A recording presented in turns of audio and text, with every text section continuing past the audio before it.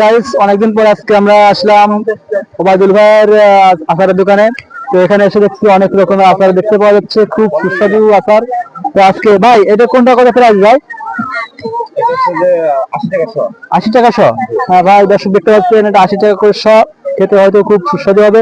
ভাই ওইটা কত করে? 60 টাকা শ। আর এইগুলো এগুলো কি ভাই? চেনি ফল, এগুলো কত করে শ ভাই? 80 টাকা শ। আচ্ছা, তাহলে আমাদেরকে আর কি আছে? এগুলো তো অনেক কিছু দেখতে পাচ্ছি দর্শক। আমরা এখানে চালতের আচার আছে, রসুনের আচার আছে, আপনার চিনি ফল আছে, অনেক কিছু দেখতে পাওয়া যাচ্ছে এখানে। ভাইয়ের দোকানে আগেও একবার আমি এগুলো খেয়েছি, তা খুব স্বাদ লেগেছে আসলে। আজকে ভাই আমাকে একটু চিনি ফল দিন 50 গ্রাম। আচ্ছা ভাই, কয় টাকা দেবো ভাই? কয় টাকা দেবো? 50 গ্রাম তো না? হ্যাঁ, দাও।